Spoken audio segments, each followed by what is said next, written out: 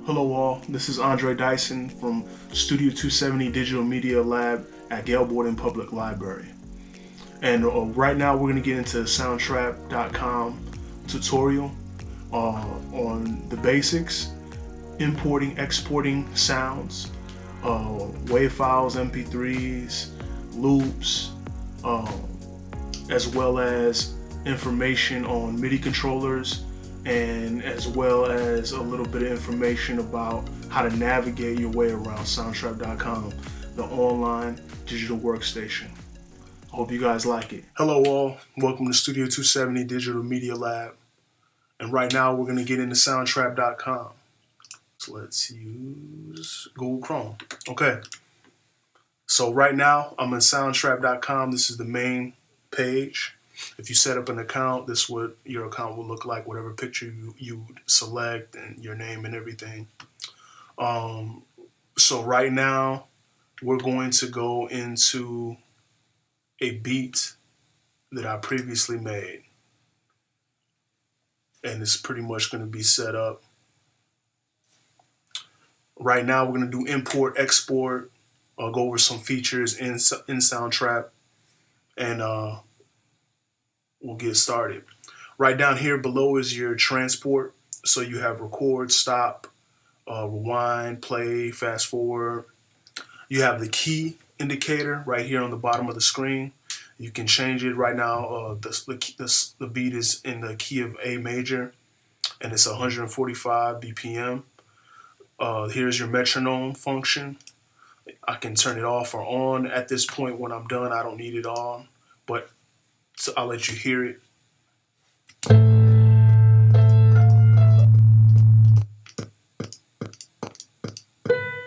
Yeah, so that's the metronome. And we started out with a couple of software instruments that are, everything is stock in Soundtrap. So how you would be able to select a different sound instrument, and say if these are right here, I'll hear your indicators for soloing, and this is muting, so you can solo and mute. And here's your automation feature where you can pan, sweep, or change the volume as the song goes along. But it's limited to one track on the free version, so you would have to upgrade to be able to do it all over the place. And there are a lot of features for upgrading when you want to get more loops and instruments. They did a partnership with Splice, so that's pretty cool because I have my own account of Splice, which is pretty much what I call Netflix for producers, because it's a subscription-based digital online software for loops, chord progressions, drum kits. They have thousands and thousands of different sounds. Sound kits uploaded like pretty much every week from different producers all around the world. So it's very cool. They also integrated it with their loop feature. So here's the loop section. All of these that say music makers, that's not free. You must have a subscription upgrade in order to access these loops.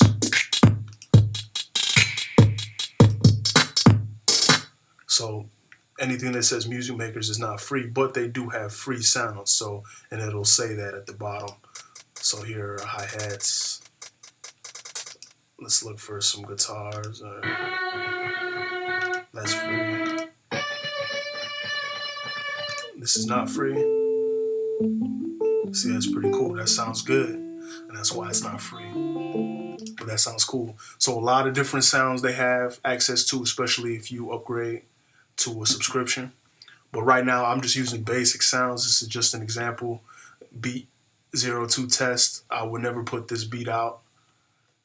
It's just not, I could develop it if I have more loops and different drum kits, which I'll save that for another tutorial using Splice or my version of a Splice, just because if I wanted to be really serious and really see this beat through, I would definitely make some changes, but I'm just using basic sounds, free kits out of the loop base here.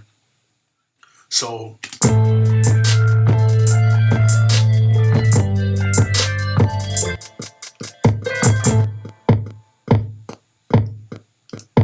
goes off too, so.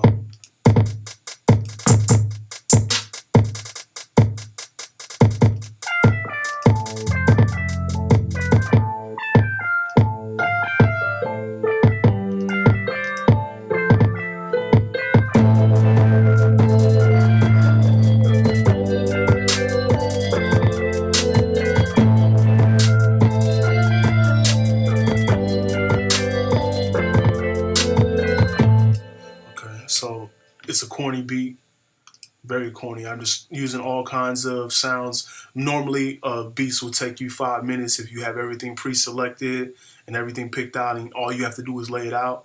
But really getting into the sounds and like, so say I can, let's do that. Let's solo that one and mute all these other tracks so we can really get into the software instrument. This is the floppy chord. We're just going to get into that. When you double click on a region, the MIDI notes pop up on the bottom. So you can go back from your piano roll, this is the piano roll, to the instrument, which now it looks like a piano, and I have a MIDI controller, a complete USB MIDI controller. And what I tried to do before is when I opened up Soundtrapcom on Firefox, it would not let me use the MIDI setting on here, and it said I couldn't do it. I had to use Google Chrome. So that's a very key fact. If you're trying this out, it doesn't let you use the MIDI controller function. It doesn't read your MIDI controller if you're not on Google Chrome. So that's something to look out for. Download this or open this site up on Google Chrome. That'll help you if you have a MIDI controller at home. If you don't, then you can just use your keyboard because it shows the keyboard numbers. So right now I'm using my computer keyboard. If you do not have a MIDI controller at home, so that's an important fact to know. But right now, here is the sound, the floppy chords. That sound can be changed because it's a software instrument. So I can go in, see it was under synths, pads, floppy chords. But I can change that to something else. Let's go to future pad. Let's see what that sounds like.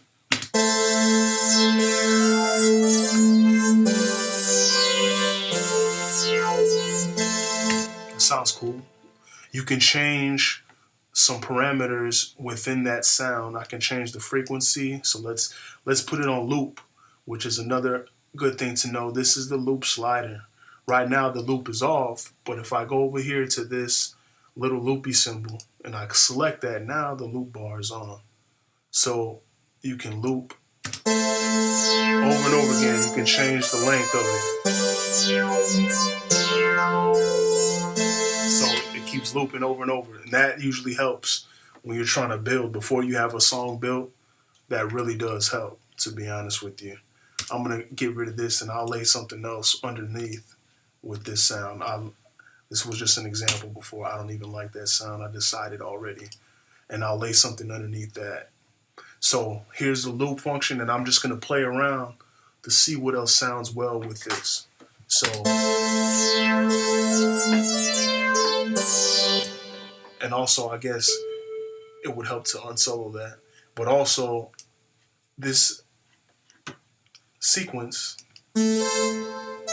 is in the key of A. And you see the C indicators right here for a little bit of music theory. The C is the root note, so you always count up to see where it's at, or you can count down. So C, B, A, that note is A on that lower octave, but also this chord is the A major. So whatever I play should be within respect to that A major chord.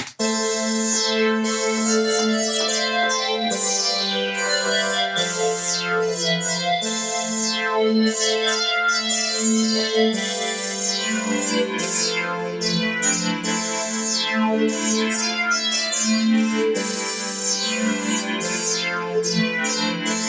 just messing around. I wasn't recording yet, but I'll record that in. So how I record is I can go down to this transport and it counts in 2, 1.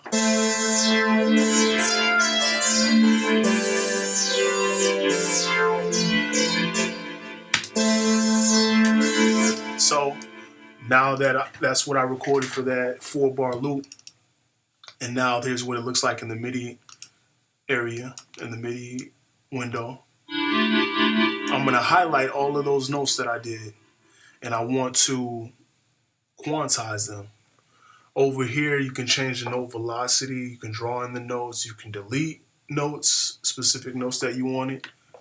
But as of now, I'm just going to go to edit and I'm going to quantize it. So I like it in the 16th, gives it some freedom.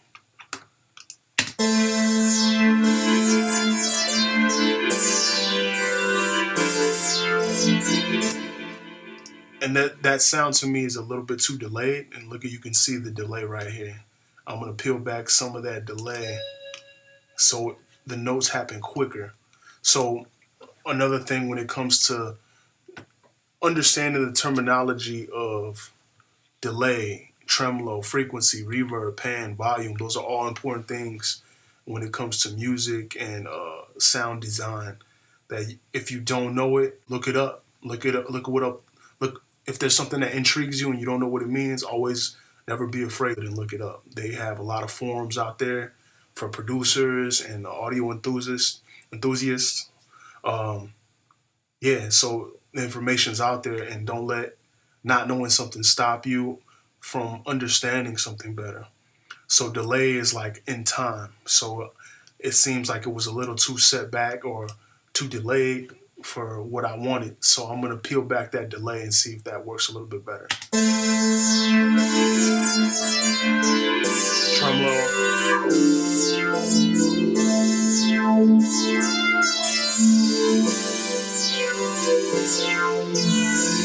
That's cool. And I also had a pianizer. That's what it was called.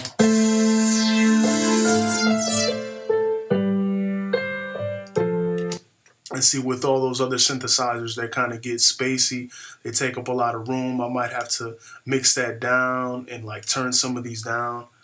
Because right now I'm just in, song building mode. I can build something up and destroy it if I want to. Kind of like clay, I'm molding things. So like what you hear now is never the final product. It's only put off to however long it takes for you to get the sound that you want. So don't be feeling that you have to have a time crunch, or if you haven't made a beat in 5-10 minutes, then you're horrible. Like, don't think that. Like, it takes time. Sometimes you have to step away when you're feeling not as creative, and you come back to it. And then, okay, now I should have went this way with it. You might feel some different way about it. There's been times where I made songs, I made beats, I feel really good about it. Next day, eat some cereal, come back to it, I'm like, this is completely horrible. So it's a very natural feeling. That's something that a lot of producers could relate to when they laugh about it. But yeah, always take your time if you need be. If you rush things, it's gonna sound rushed. If you pride yourself on, I only did this in 5 minutes, probably gonna sound like you did it in 5 minutes as well. So spending time on your craft is very important. Spending time on molding things to make them yours. You want to be able to make things good, relatively speaking, and then make it yours. So you're not just doing a copy and paste type of thing, or this is your art form. So you can always rename things if you mold the sound enough to how you want it, and it sounds completely unique. You could name it something else and save that preset. So say this is the sound that you wanted, you can save the preset right here. But you have to buy the full version. If you had like a Logic or Ableton, and those programs that you buy and invest in, it's already built in. You will be able to save a preset and have your own sounds and have your own identity and create your own sound as an artist. So it's very important to be able to create and mold these sounds into what you want. And also there's a function with effects. You can throw different effects on a software instrument. You can increase the bass or treble, put reverb, pan, volume. If you wanted to add an effect, that right now there are already 2 effects on there. It looks like parametric EQ and sweep. There was a filter, but I don't think it's activated. So we can add a different one. Let's do a filter.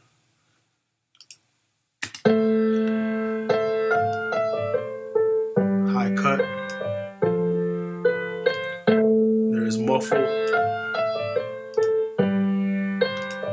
So, the sky's the limit in what you create and what you want to do. You can do it on certain sections. You can duplicate and create on certain sections. So as you can see, it changed the color. But say on the piano, on this top one, you wanted a certain sound, and on the bottom, you wanted a different sound.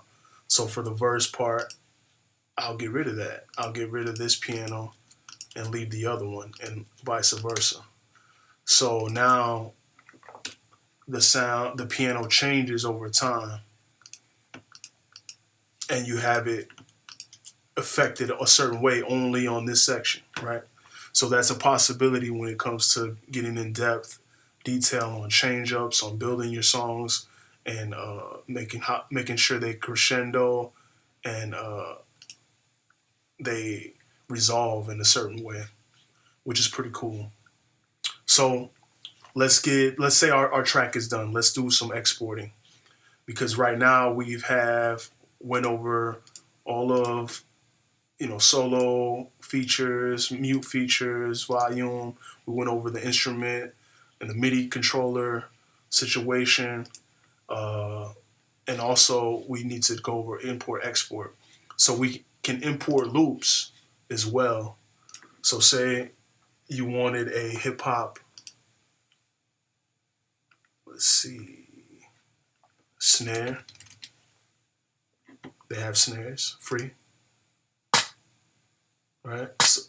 So you want that snare. Let me drag that in. You can drag it in at the start, right on the line.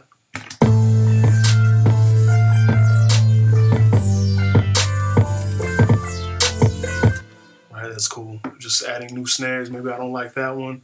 Maybe I don't like this one. I can mute that.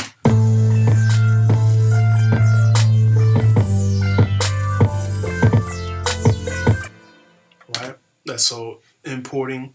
You can also import from a file. On here, there was a drum loop that I have it set to 145. And right now it's at 145. I just dragging in, that's a WAV file. I drug it in. I had it up pre-timed out. That's why I put 145 BPM on it. So you want to make sure your audio files like this, that look like this, are in time, because I don't believe on Soundtrap you can time stretch or sample, which you would be able to do on the Logic. You would be able to do that on Ableton. So maybe that's something they'll have in the future, or maybe that's something that they have with the upgrade. You might be able to sample. It looks like complete Soundtrap. They have the loops, sounds from Splice. They have autotune Antares on the complete version, but it doesn't look like sampling is a thing. Maybe that's something they'll work on in the future. But for right now, you're not able to sample, so I wouldn't be able to time stretch if a loop or a sample was not in time. So that's a minus, but it's one minus that if you're starting out, you probably don't absolutely need. You just be able to start basic and be able to create your stuff on as you see it. So that's pretty cool. But say this is the final version, right? Talked a little bit just about adding, and also Collaborator mode. I went into this on a different view, on a different tutorial, and Collaborator. This is very powerful because say as you're going along, you want to confirm, hey, the guy that I have writing a verse on this, I don't know if he wants to make it a 16 bar or he wants to keep it an 8 bar verse. So let me call him up. You call him up. You can add somebody else via email or and they can accept it and create guest call, which is good for podcasting because they're able to record in to the software as you're talking to them. So, man, they're doing a really good job, especially with the COVID-19 situation. Social distancing is going to be the norm for the time being. This is a great service for us to be able to communicate with you guys and have you guys at home be able to participate in something with the Digital Media Lab.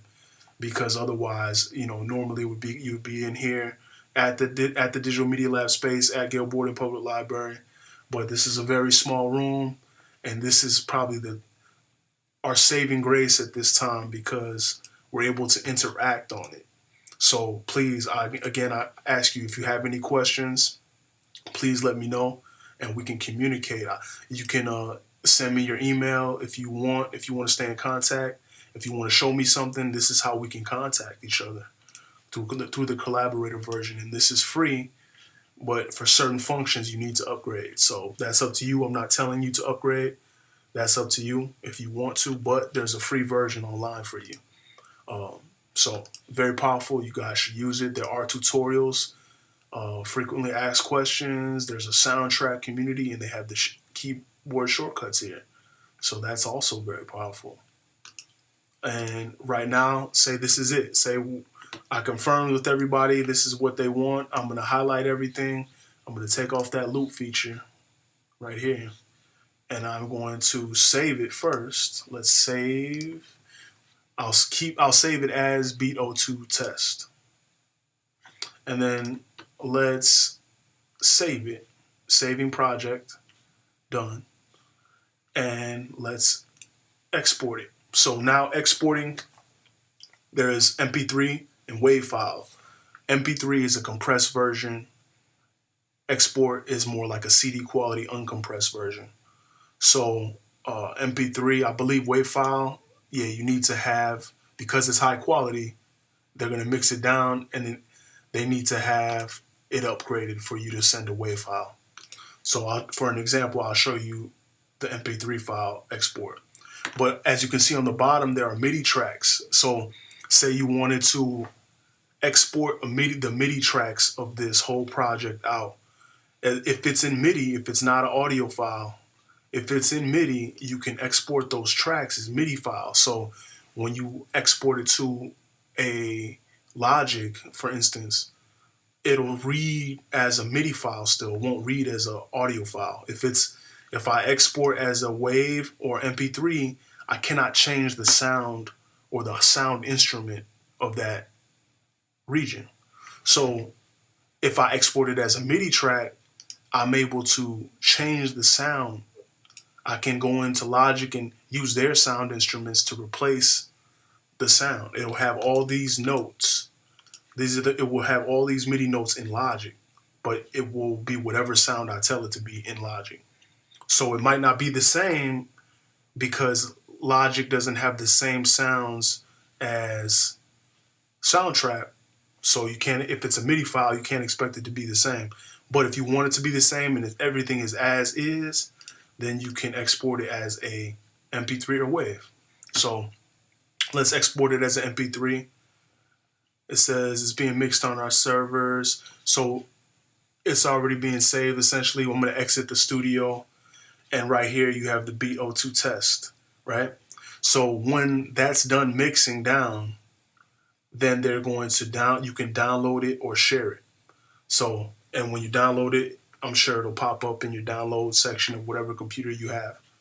So, but until then, it's right in this cloud space, which is amazing because you just have to log in and your projects are right here. So, man, this is endless. So I'm looking forward to contacting you guys about projects that you're going to do. Please utilize this summer. Don't be bored. You don't have any excuses now. If you have the opportunity to get yourself a small MIDI controller, let's go to Amazon. If you have the means, right? I'm not telling you have to have it because, again, if you have a computer, you can use your keyboard for the MIDI controller. But say you want a cheap MIDI controller, right? That's all we got to do. Boom, your world opens up. So if you have about, look, $40, something small, it's a 25 key compact keyboard.